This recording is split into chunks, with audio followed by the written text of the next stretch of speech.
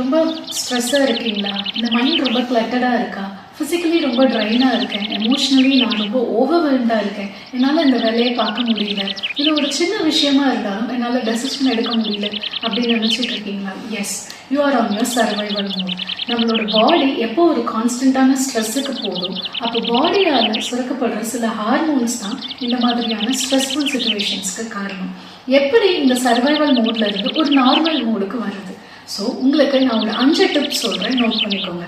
Number 1 என்ன அப்படின்னா, root காஸை கண்டுபிடிக்கணும். மேபி நீங்கள் ரொம்ப ஓவர் ஒர்க் பண்ணுறவங்களா இருக்கலாம், இல்லை நிறைய மல்டி டாஸ்க் இருக்குதா இருக்கலாம். ஸோ என்ன உங்களை ரொம்ப ஸ்ட்ரெஸ் ஆகுது அப்படிங்கிற ரூட் காஸை நீங்கள் கண்டுபிடிக்கணும். நம்பர் 2 என்ன அப்படின்னா, செல்ஃப் கேருக்கு கொஞ்சம் இம்பார்ட்டன்ஸ் கொடுக்கணும். மேபி நீங்கள் ஒரு 12 மணி நேரம் ஒர்க் பண்ணுற ஒரு பர்சனாக இருந்தால் அட்லீஸ்ட் ஒரு ½ அன் ஹவர் நீங்கள் உங்களுக்காக ஸ்பெண்ட் பண்ண பழகிக்கணும். மேபி அது ஒரு டீயாக இருக்கலாம், இல்லை ஒரு நார்மலாக ஒரு மியூசிக்காக இருக்கலாம், இல்லை ஒரு வாக்கிங்காக இருக்கலாம். ஸோ அது எதுவாக வேணாலும் இருக்கலாம். நம்பர் 3 என்ன அப்படின்னா, மல்டி டாஸ்கிங் பண்ணாமல் அந்த ஒரு நேரத்தில் ஒரே ஒரு வேலையை மட்டும் பார்க்க பழகுங்க. நம்பர் 4 என்ன அப்படின்னு பார்த்தோன்னா, ஒரு ரொட்டீனை செட் பண்ணுங்கள்.